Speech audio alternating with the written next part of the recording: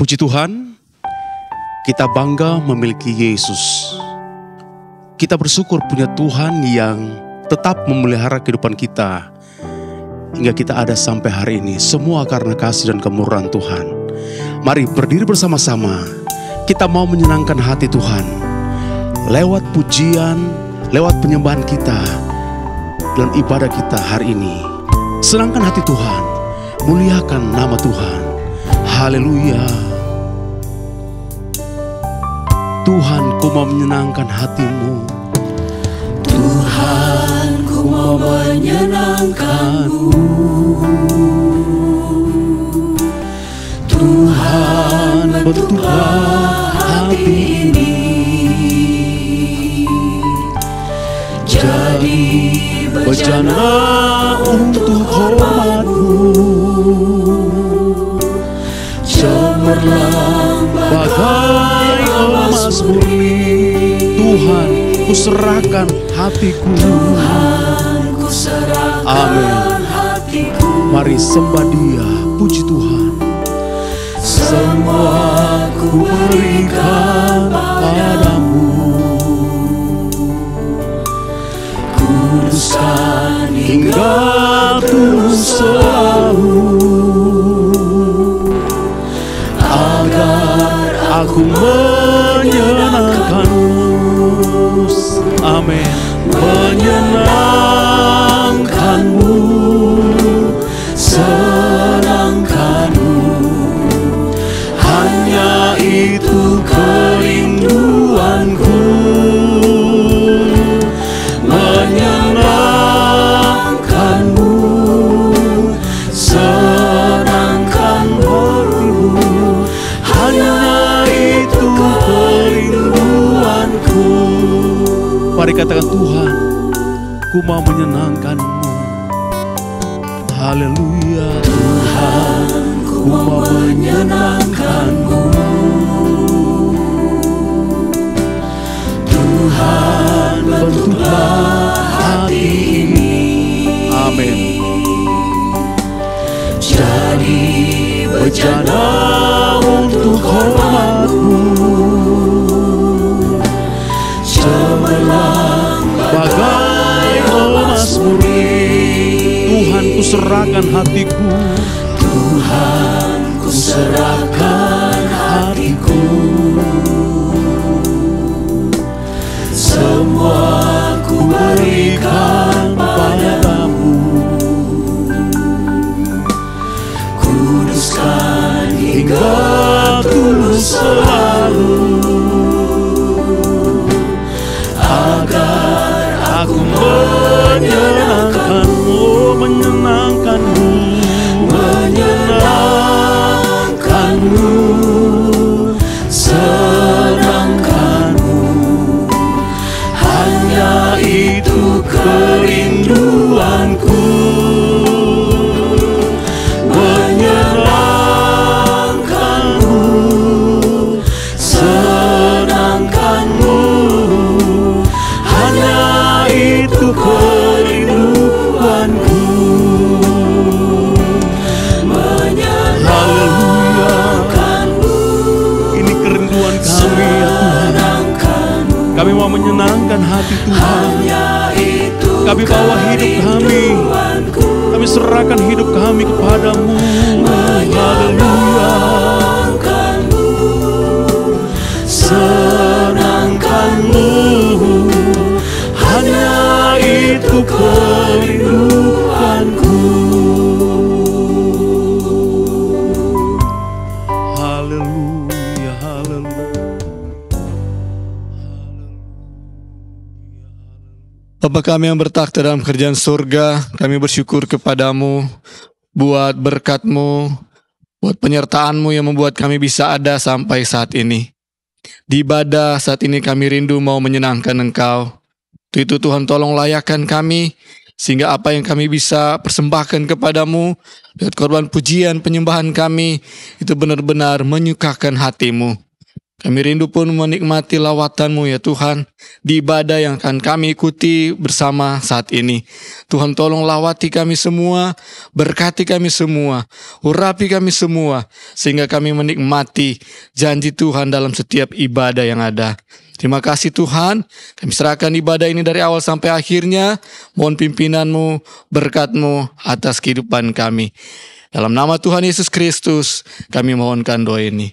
Haleluya. Amin. Tetap tinggal berdiri. Mari kita besarkan nama Tuhan. Nama yang ajaib, nama yang luar biasa, nama yang perkasa, yaitu Tuhan Yesus Kristus. Nama yang ajaib, Dialah Tuhan kita. Mari muliakan Tuhan dengan sungguh-sungguh. Ajaib, ajaib, ajaib, ajaiblah Tuhanku. Ajaib, ajaib, ajaib, Dia ajaib sungguh. Dia selalu beserta, amin. Besarlah rahmat-Nya. Ajaiblah Tuhan, ajaib, Ajaib, ajaiblah Tuhanku. Amin. Haleluya. Ajaiblah Tuhanku. Ajaib, ajaib, ajaib, Dia ajaib sungguh. Amin. Dia Haleluya.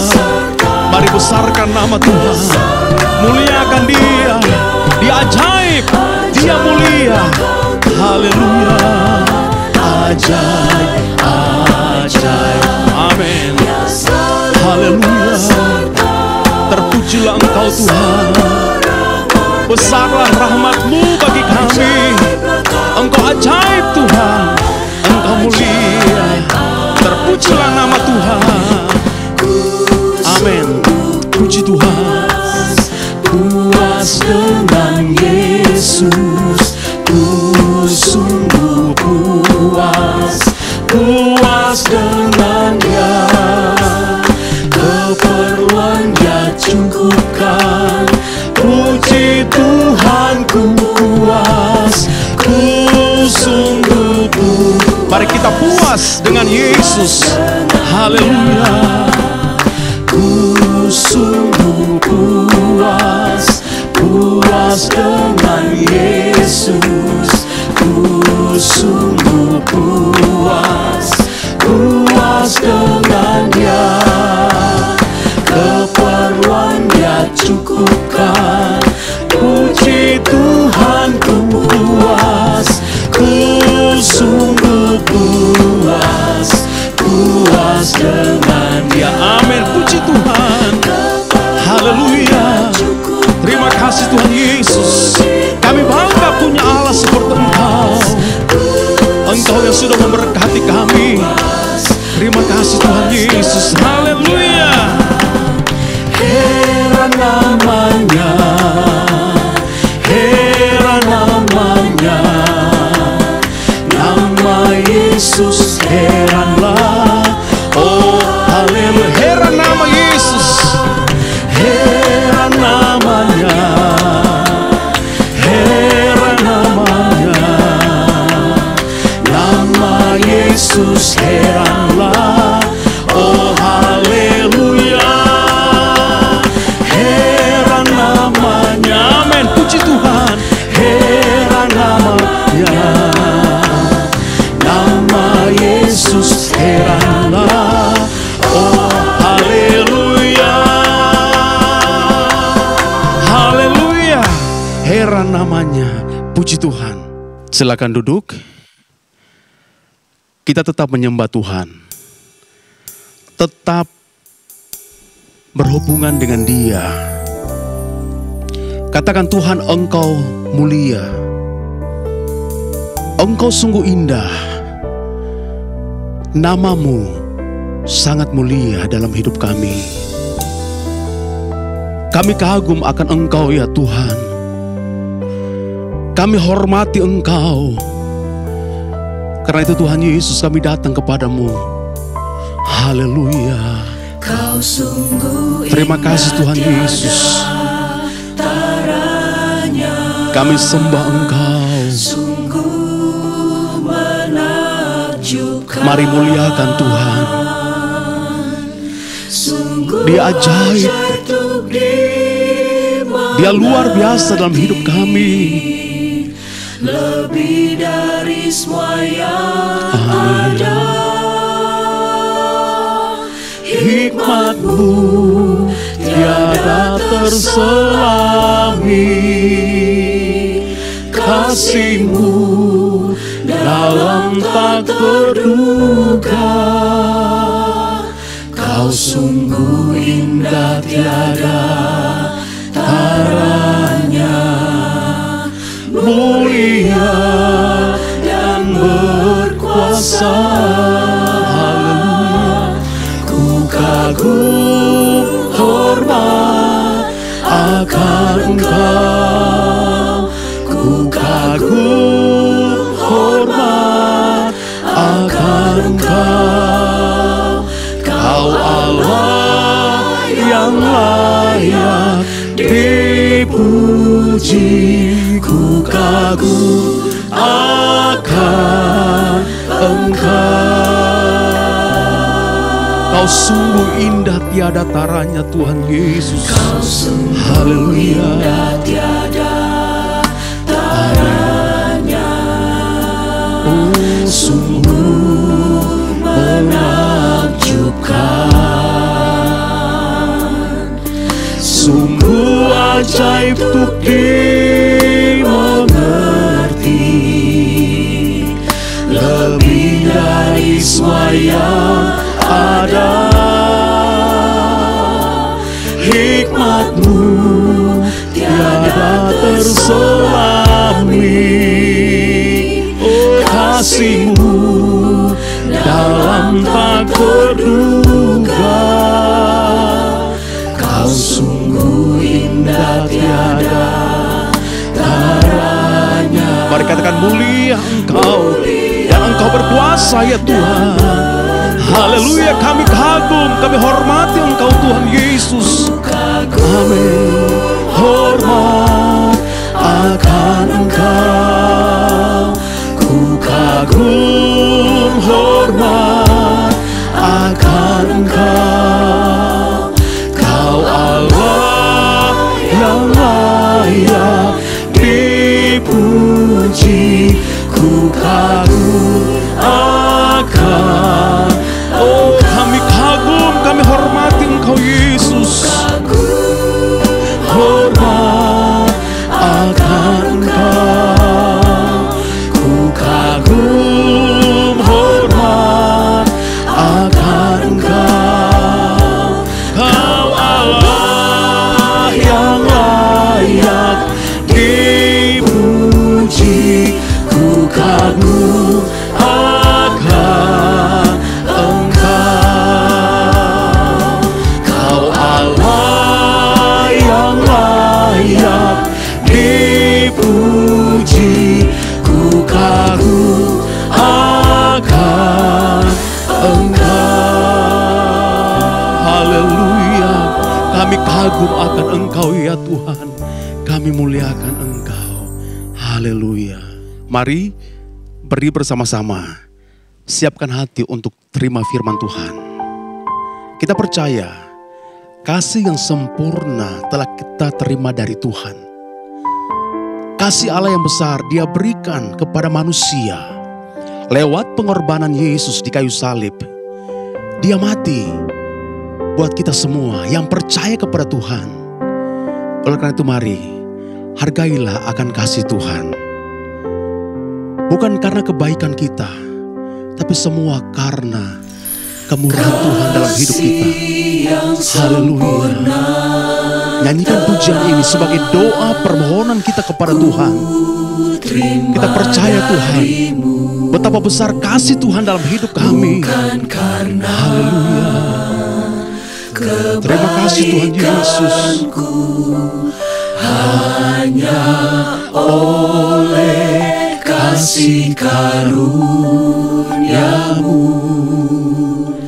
Kau pulihkan aku,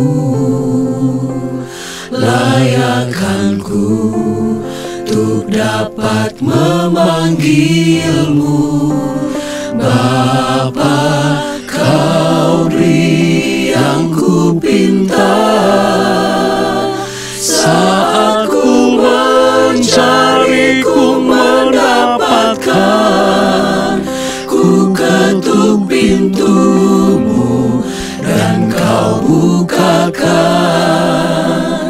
Sebab Kau Bapa-Ku, Bapa yang kekal.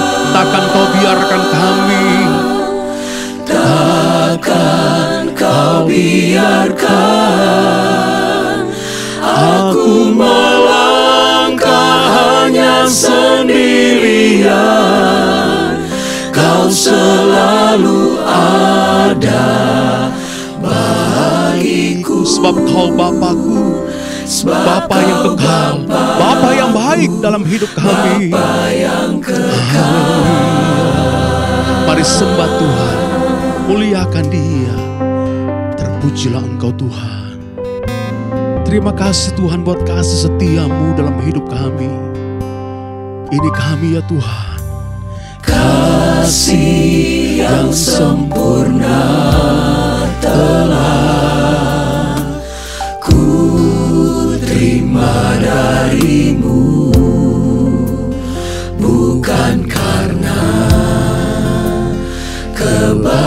kebaikanku, hanya oleh kasih karuniamu. Kau pulihkan aku, layakkanku untuk dapat memanggilmu. Bapa, Kau beri yang ku pinta. Saat ku mencari, ku mendapatkan. Amin. Ku ketuk pintumu, Terima kasih dan Tuhan Kau Yesus. bukakan. Engkau tidak pernah tinggalkan Sebab Kau kami. Bapa, Engkau Bapa yang baik, Bapa yang kekal. Engkau Bapa yang mulia. Haleluya. Takkan Kau biarkan aku melangkah hanya sendirian. Kau selalu ada bagiku. Sebab Kau Bapa-Ku, Bapa yang kekal. Takkan Kau biarkan aku melangkah hanya sendirian. Amin. Kau Kau selalu ada bagiku. Sebab Kau Bapa-Ku, Bapa yang kekal. Takkan Kau biarkan aku melangkah hanya sendirian.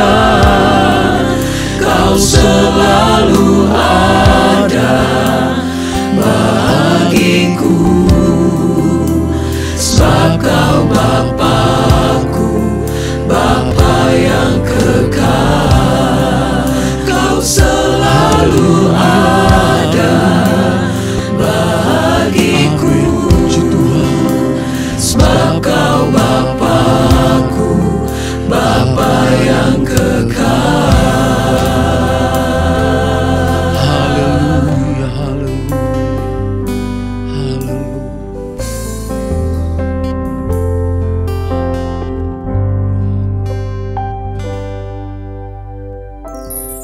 Haleluya, haleluya, haleluya Yesus Tuhan. Segala pujian syukur kami naikkan di hadapan-Mu. Bapa kami yang bertata di dalam kerajaan surga, kami sungguh sangat mengucap syukur Tuhan buat kesempatan kami pada hari ini. Kami masih boleh memuji Engkau, kami masih boleh menyembah Engkau ya Tuhan. Biarlah setiap pujian penyembahan yang sudah kami naikkan di hadapan-Mu ya Tuhan, itu boleh menjadi dupa yang berbau harum bagi Engkau ya Tuhan. Biarlah Tuhan, Engkaulah saja Tuhan yang disenangkan melalui pujian penyembahan kami ya Tuhan. Terima kasih Bapa yang baik, terima kasih Tuhan, dan tiba saatnya Tuhan, kami akan mendengarkan kebenaran firman-Mu. Kiranya Engkau Tuhan urapi hamba-Mu yang akan melayani kebenaran firman-Mu pada hari ini. Biarlah Tuhan kami buka tanah hati kami untuk kami kembali lagi diisi oleh kebenaran firman-Mu ya Bapa. Sehingga Tuhan, firman yang sudah kami dengar Tuhan itu boleh tertanam di hati kami, boleh berakar, boleh bertumbuh, sehingga boleh berbuah lebat di dalam setiap kehidupan kami ya Bapa. Terima kasih Bapa yang baik, terima kasih Tuhan. Kami mau duduk diam mendengarkan kebenaran-Mu hanya di dalam nama Tuhan Yesus Kristus, Juru Selamat kami hidup. Haleluya. Amin. Puji Tuhan, silakan duduk.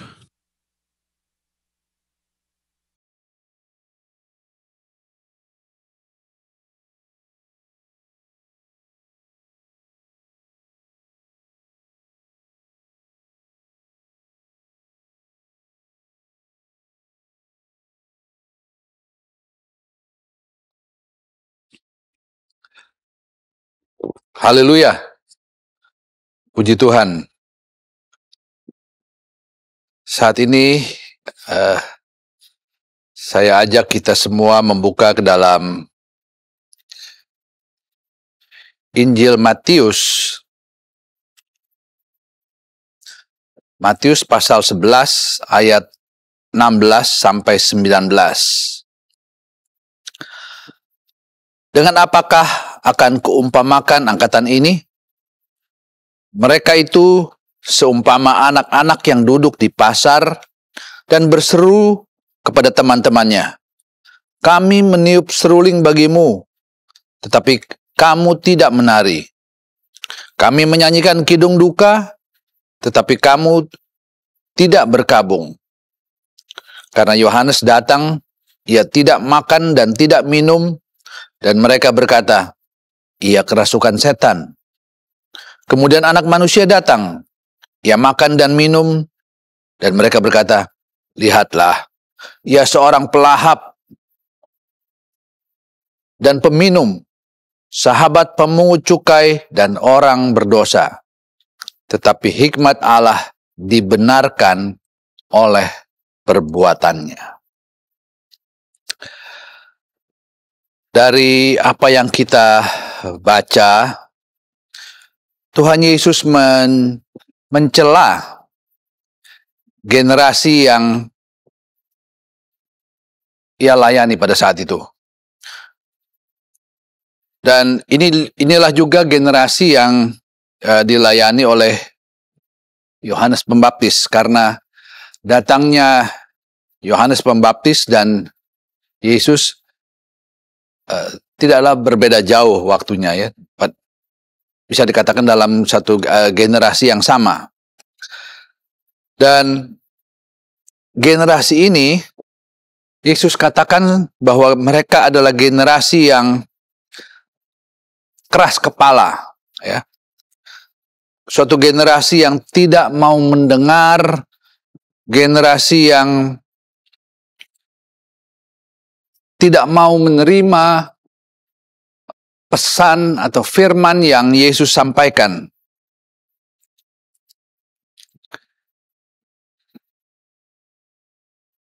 Sebenarnya generasi atau masyarakat yang ada pada saat Yesus ada atau melayani di dunia ini adalah suatu generasi yang sangat beruntung. Kenapa? Karena dengan datangnya Yesus ke dunia, memberikan kepada mereka, kepada generasi itu, suatu keuntungan yang besar. Yaitu mereka dapat mendengar firman Allah secara langsung dari Yesus. Mereka dapat berjumpa muka dengan Yesus. Mereka dapat berjumpa secara pribadi. Bukankah itu suatu keuntungan yang luar biasa? Karena memang tidak ada keuntungan yang lebih besar daripada kalau kita bisa berjumpa dengan Yesus. Kita yang hidup sehari-hari ini, kita saat ini menantikan waktunya kita dapat berjumpa dengan Yesus. Kita sangat ingin untuk berjumpa dengan Yesus. Sedangkan angkatan yang ada pada saat Yesus melayani di dunia ini adalah satu angkatan yang saya katakan tadi, satu angkatan yang sangat beruntung karena mereka dapat berjumpa dengan Yesus, mendengar pemberitaan firman langsung dari mulut Yesus. Itu adalah satu keuntungan yang besar. Tetapi mereka adalah bangsa yang dikatakan keras tengkuk, mereka yang juga menolak Yesus, ya. Saat itu penduduk di wilayah yang dikunjungi oleh Yesus dapat mendengar atau menerima firman Allah yang Yesus sampaikan secara langsung. Dan inilah suatu keuntungan di mana mereka dapat berjumpa dengan Yesus. Karena dialah yang dapat menjadikan kita untuk kita bisa diterima oleh Bapa. Ya. Yesus adalah pengantara. Jadi satu keuntungan yang besar sebenarnya bagi generasi yang hidup di zaman Yesus karena mereka dapat berjumpa langsung dengan Yesus. Tapi kesempatan emas yang mereka miliki itu tidak mereka gunakan. Dan inilah yang membuat Yesus sedih. Kita harus mempersiapkan diri sedemikian rupa untuk kelak nanti kita bisa berjumpa dengan Yesus. Ada banyak hal yang iblis usahakan untuk menjatuhkan iman kita. Tapi biarlah kita mau tetap setia, kuat di dalam Yesus.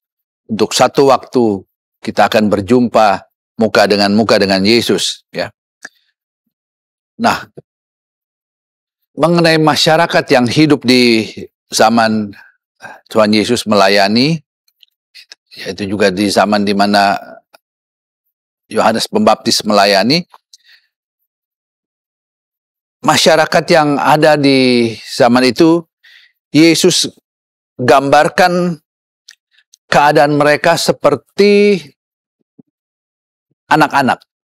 Ya, kalau kita membaca dalam pembacaan firman Allah tadi,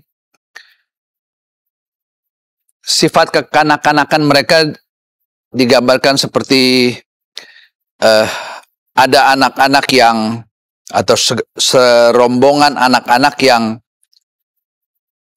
menyanyi, bersukacita, menyanyi, dan kemudian mereka mengajak satu kelompok lain, anak-anak juga untuk menyanyi. Tetapi kelompok yang kedua itu menolak. Alasannya mereka sedang sedih. Ya mungkin dengan istilah sekarang, moodnya sedang tidak baik.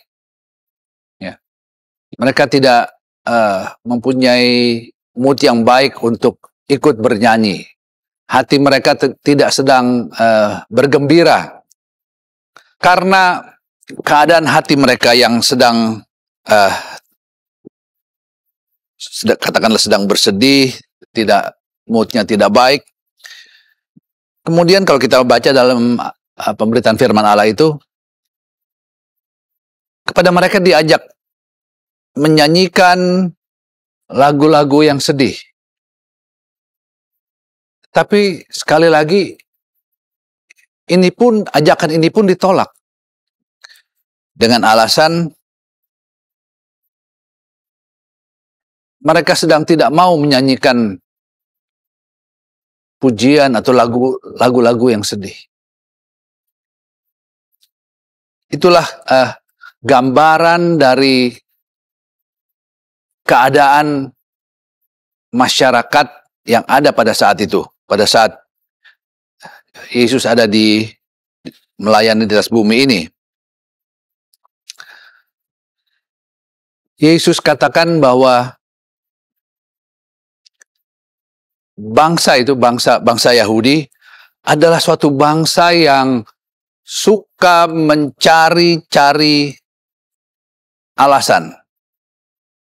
Mereka adalah bangsa yang suka mencari-cari kesalahan pihak lain.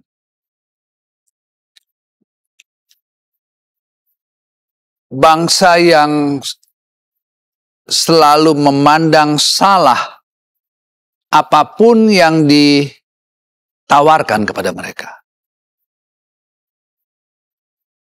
Itulah bangsa Yahudi yang Yesus kemukakan dalam pembacaan ini. Mereka seperti anak-anak yang diajak bernyanyi dengan lagu yang gembira. Mereka katakan, kami sedang bersedih. Mood tidak baik untuk menyanyi lagu-lagu yang bergembira. Diajak dengan lagu-lagu yang sedih, mereka pun katakan, kami tidak mau menyanyikan lagu-lagu yang sedih. Sehingga Yesus katakan mereka adalah bangsa yang selalu mencari-cari alasan dan mencari-cari kesalahan orang. Bangsa yang tidak dapat menerima pendapat apapun. Itulah yang Yesus maksudkan. Gambaran yang Yesus maksudkan terhadap bangsa atau orang-orang bangsa Yahudi. Bangsa yang tidak dapat menerima pendapat apapun yang akan membatasi pendapat mereka. Artinya, pendapat mereka itulah yang selalu benar. Mereka tidak dapat menerima pendapat dari luar. Suatu bangsa yang keras kepala, ya. Nah, ketika Yohanes Pembaptis, kita tahu Yohanes Pembaptis itu tinggal di padang belantara.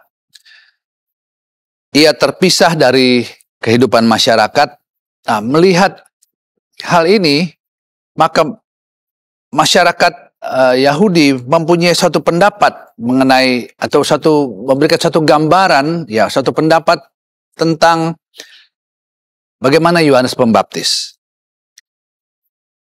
Karena Yohanes Pembaptis hidup bisa dikatakan menyendiri di padang belantara, maka orang-orang Yahudi itu menganggap bahwa Yohanes Pembaptis ibarat seorang separatis. Karena dia tidak mau hidup menyatu dengan masyarakat. Itu pendapat mereka tentang Yohanes Pembaptis. Alasan lain yang mereka pakai untuk mengatakan bahwa Yohanes Pembaptis adalah seorang separatis adalah karena pesan yang Yohanes Pembaptis sampaikan selalu adalah berbicara mengenai pertobatan. Dan kita tahu pertobatan adalah seseorang yang bertobat adalah kemudian memisahkan diri dari kehidupannya yang lama. Ya, tidak mengikuti kehidupannya yang lama, tetapi beralih kepada kehidupan yang baru. Nah, ini pun dipakai sebagai satu alasan untuk mengatakan bahwa Yohanes Pembaptis adalah seorang separatis. Dan karena itu juga dalam buku yang saya baca dikatakan bahwa orang Yahudi menganggap Yohanes Pembaptis itu sebagai orang yang tidak waras. Karena ya gaya hidupnya itu yang terpisah dari kelompok masyarakat, sehingga mereka atau Yohanes Pembaptis dikatakan sebagai tidak waras. Demikian juga halnya pandangan mereka terhadap Yesus. Ketika suatu waktu dalam suatu pesta pernikahan, kemudian kita tahu kisahnya dalam pesta itu, kemudian air anggur habis. Dan Yesus yang ada dalam pesta itu, kita tahu Yesus mengadakan satu mujizat, yaitu mengubah air menjadi anggur. Dan dari mujizat yang Yesus kerjakan ini, di mata orang Yahudi, mereka kemudian mengatakan bahwa Yesus adalah penikmat anggur. Atau bisa dikatakan Yesus adalah menurut mereka seseorang yang suka dengan minum-minuman keras. Itu yang dimaksud dengan penikmat anggur. Sehingga mereka beranggapan bahwa Yesus adalah teman dari orang berdosa. Yesus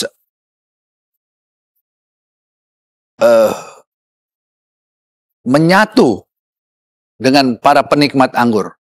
Yesus menyatu dengan orang-orang berdosa. Itulah yang gambaran yang orang-orang Yahudi berikan kepada baik kepada Yohanes Pembaptis maupun kepada Yesus. Karena intinya mereka menolak dari apa yang baik Yohanes Pembaptis ajarkan dan juga apa yang Tuhan Yesus ajarkan.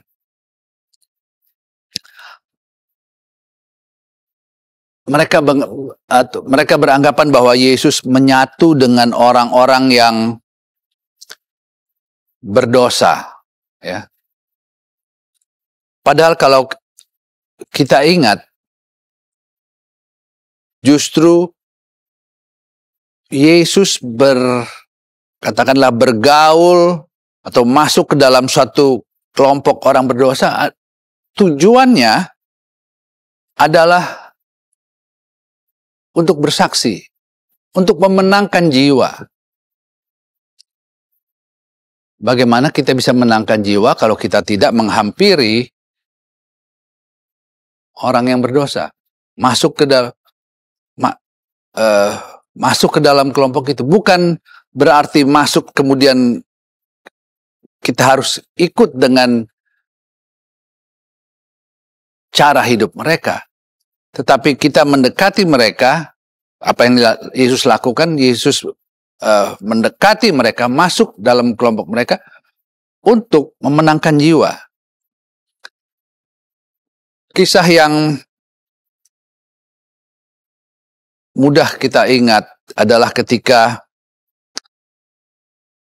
Yesus melihat Lewi. Lewi adalah seorang pemungut cukai. Kita tahu kisahnya, kemudian Lewi meninggalkan pekerjaannya dan kemudian ikut Yesus. Dan di satu ayat di dalam Matius itu disebutkan kemudian rupanya Lewi atau Matius itu kemudian mengadakan jamuan makan seperti itulah kira-kira. Dan dia mengundang teman-temannya sesama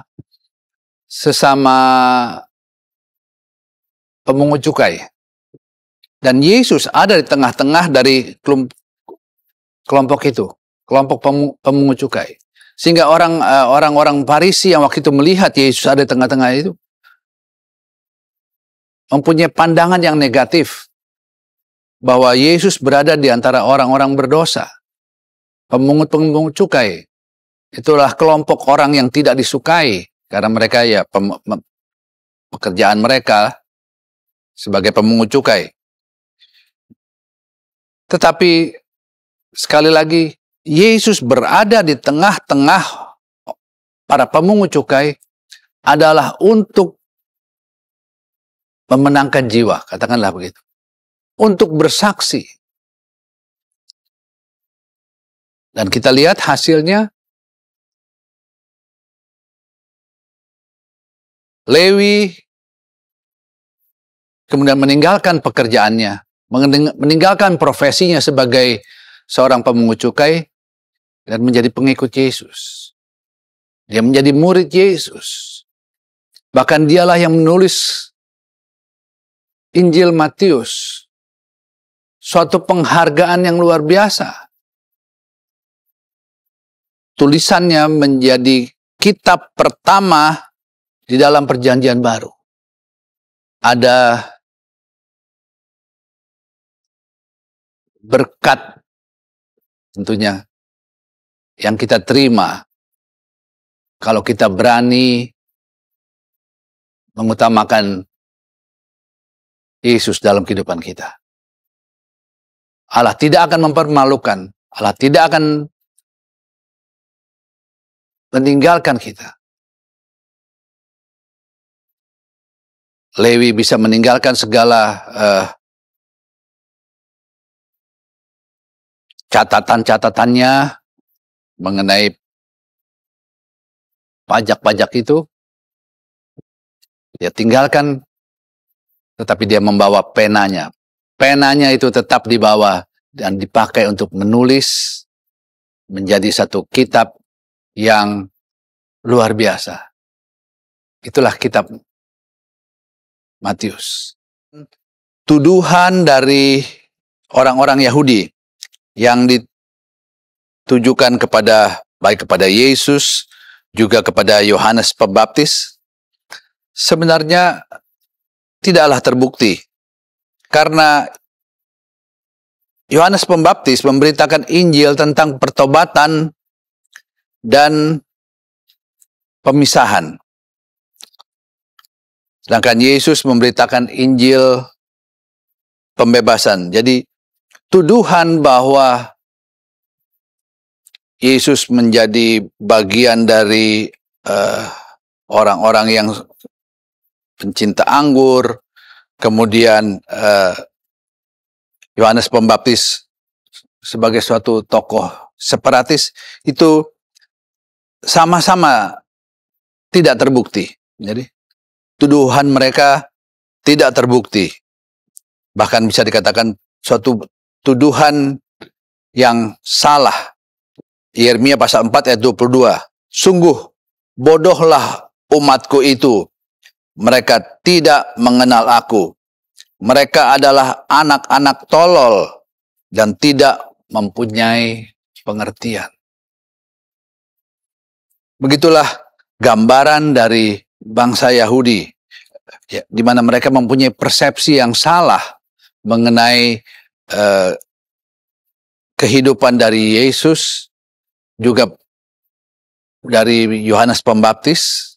Mereka mempunyai pandangan yang negatif dari bagaimana Yesus berkumpul, juga bagaimana Yohanes Pembaptis cara hidupnya, sehingga mereka mempunyai pandangan yang negatif. Tetapi sesungguhnya Alkitab katakan orang-orang itu adalah orang-orang yang bodoh karena tidak mengenal Allah. Mereka tidak mempunyai pengenalan yang sebenarnya, tetapi istilah sekarang mungkin asbun, asal bunyi, asal tunjuk saja, tidak mempunyai dasar yang kuat. Sementara apa yang Yesus kerjakan, apa yang Yohanes Pembaptis kerjakan adalah membawa jiwa-jiwa untuk terima keselamatan. Di dalam Efesus pasal 4 ayat 14. Baik, kita baca mulai dari ayat 11. Dan ialah yang memberikan baik rasul-rasul maupun nabi-nabi, baik pemberita-pemberita Injil maupun gembala-gembala dan pengajar-pengajar untuk memperlengkapi orang kudus bagi pekerjaan pelayanan, bagi pembangunan tubuh Kristus, sampai kita semua telah mencapai kesatuan iman dan pengetahuan yang benar tentang anak Allah, kedewasaan penuh dan tingkat pertumbuhan yang sesuai dengan kepenuhan Kristus, sehingga kita bukan lagi anak-anak yang diombang-ambingkan oleh rupa-rupa angin pengajaran, oleh permainan palsu manusia dalam kelicikan mereka yang menyesatkan. Jadi mereka tidak mempunyai, di sini dikatakan, mereka itu seperti anak-anak yang diombang-ambingkan, ya, tidak mempunyai dasar pengajaran yang kuat. Orang-orang Yahudi yang mempunyai pandangan yang negatif terhadap apa yang Yesus kerjakan dan juga terhadap Yohanes Pembaptis. Karena itulah pesan dari Rasul Paulus adalah agar kita harus mempunyai pengertian firman Allah yang baik, pengertian yang matang tentang firman Allah, supaya kita tidak mudah dikelabui oleh ajaran-ajaran yang tidak benar. Ya. Kita harus mempunyai pengertian yang kuat, pengertian yang kita peroleh dari Roh Kudus. Jadi kita dalam kita menyampaikan firman Allah itu tidak hanya reka-reka, ya, seenaknya. Tetapi apa yang kita sampaikan firman Allah itu adalah yang kita peroleh pengertiannya dari Roh Kudus. Maka itulah yang akan memberikan kekuatan kepada orang-orang yang menerima firman tersebut. Kita perlu kuasa Roh Kudus untuk kita memperoleh pengertian yang benar. Dan kalau kita kembali ke Matius pasal 11 tadi, akhirnya dari apa yang Tuhan Yesus sampaikan adalah bahwa iman terbukti dari perbuatan. Iman bisa dilihat hasilnya dari perbuatan. Apa yang Yohanes Pembaptis lakukan dan kerjakan telah membawa banyak jiwa kepada Yesus. Setelah kita tahu keadaan masyarakat sebelum Yohanes Pembaptis, sebelum kehadiran Yesus, mereka hidup di dalam kegelapan. Sehingga kalau kita melihat dalam Alkitab antara perjanjian lama dan perjanjian baru itu ada satu halaman kosong. Tidak ada pesan. Itulah satu waktu di mana manusia hidup dalam kegelapan. Tetapi apa yang Yohanes Pembaptis lakukan telah membawa banyak jiwa kepada pertobatan dan terima Yesus sebagai juru selamat.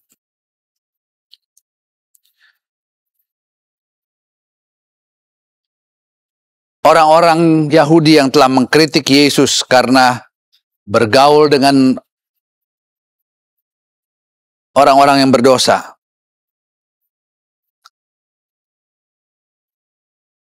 Tetapi dalam kenyataannya bahwa Yesus telah atau mereka telah menemukan hidup baru. Mereka orang-orang yang menerima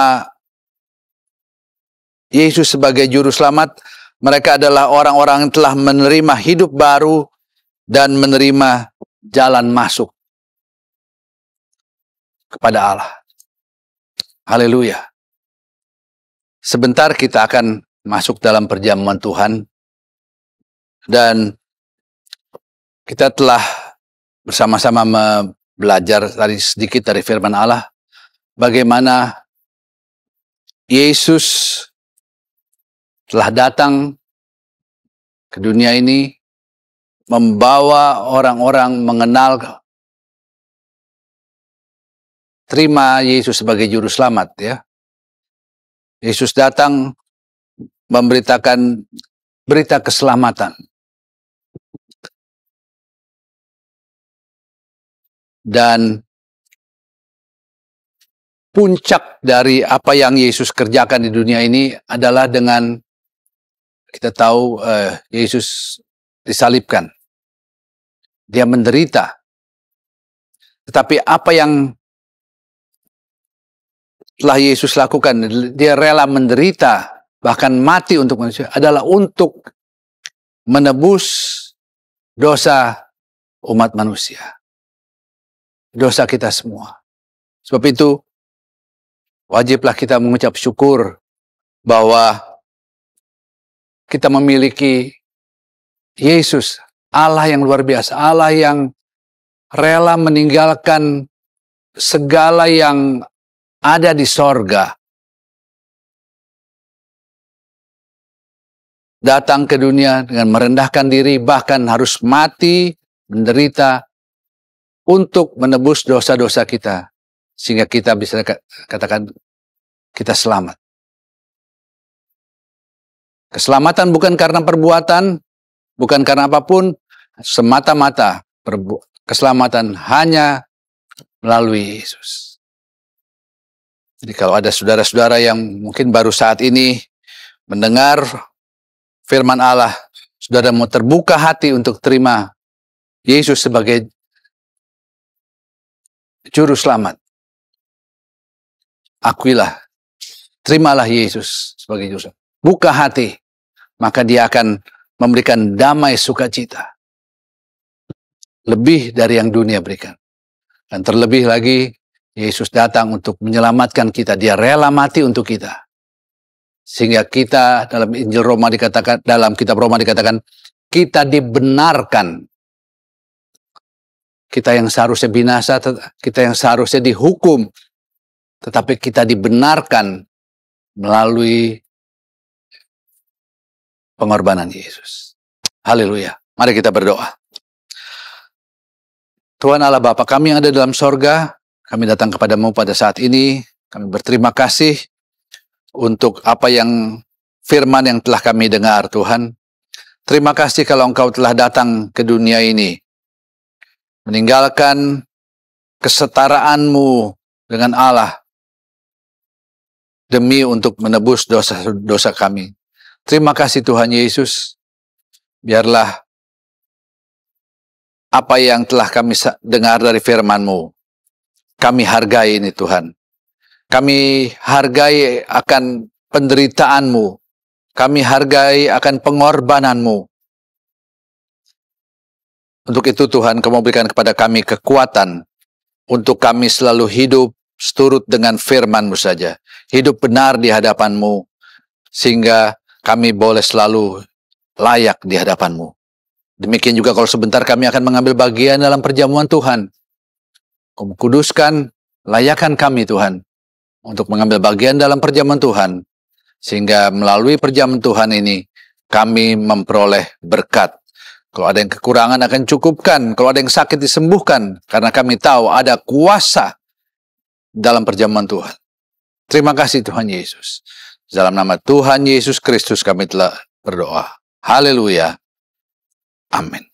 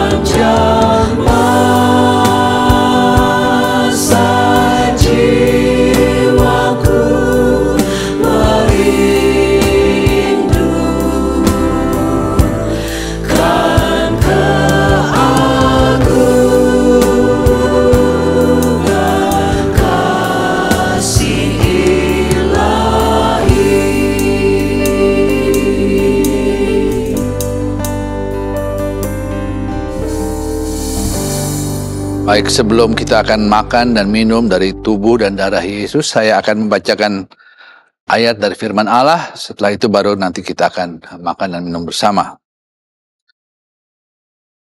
Sebab apa yang telah kuteruskan kepadamu, telah aku terima dari Tuhan, yaitu bahwa Tuhan Yesus pada malam waktu ia diserahkan, mengambil roti, dan sesudah itu ia mengucap syukur atasnya.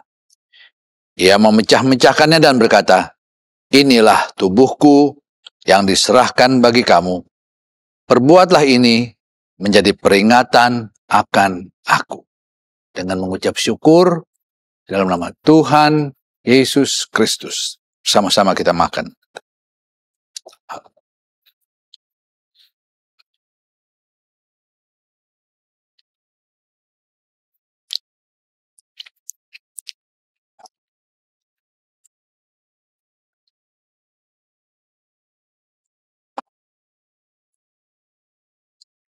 Demikian juga ia mengambil cawan sesudah makan lalu berkata, cawan ini adalah perjanjian baru yang dimeteraikan oleh darahku. Perbuatlah ini setiap kali kamu meminumnya, menjadi peringatan akan aku.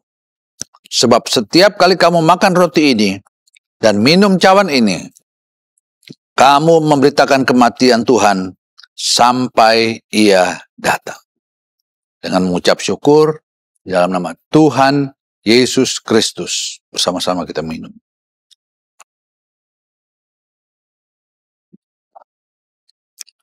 Haleluya. Haleluya. Terima kasih Yesus.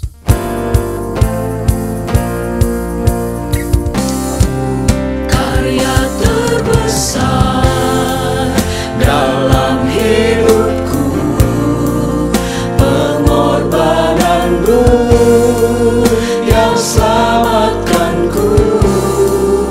Engkaulah harta yang tak ternilai, yang ku miliki dan ku hargai.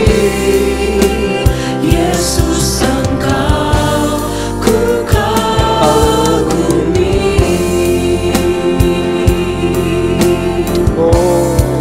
Karya terbesar dalam hidupku, pengorbananmu yang selamatkanku. Engkaulah harta yang tak ternilai, yang ku miliki dan ku hargai. Yesus, Engkau ku kagumi.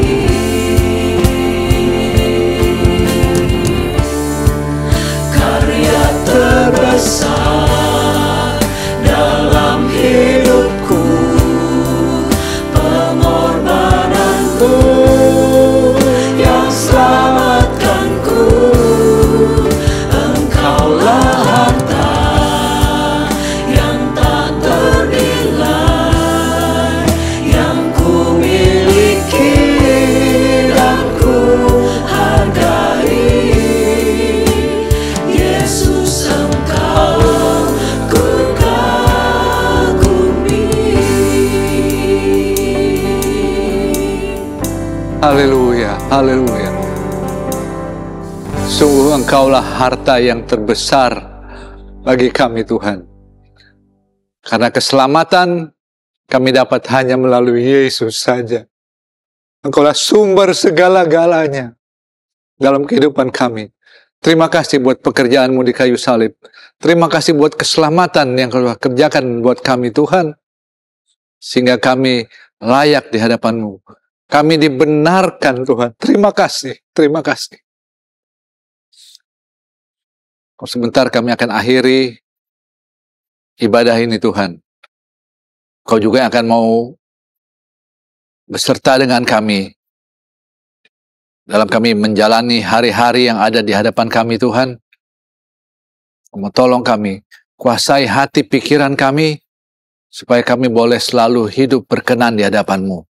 Dan melalui kehidupan kami, orang-orang di sekitar kami dapat melihat ada sesuatu yang indah yang bisa menjadi berkat bagi mereka. Itu karena Engkau ada di dalam kami. Kasih-Mu ada di dalam kami. Kasih-Mu dapat terlihat dalam kehidupan kami, dalam perkataan kami, dalam tingkah laku kami. Dan akan menyenangkan banyak orang. Nama-Mu dibesarkan dan dipermuliakan. Terima kasih Tuhan Yesus. Terima kasih. Sekarang saudara-saudara, terimalah berkat dari Allah Bapa, cinta kasih dari Tuhan kita Yesus Kristus, dalam persekutuan kuat kuasa Roh Kudus, yang akan menyertai kita semua, mulai saat ini dan sampai selama-lamanya. Di dalam nama Tuhan Yesus Kristus. Dan bersama-sama kita katakan, Amin.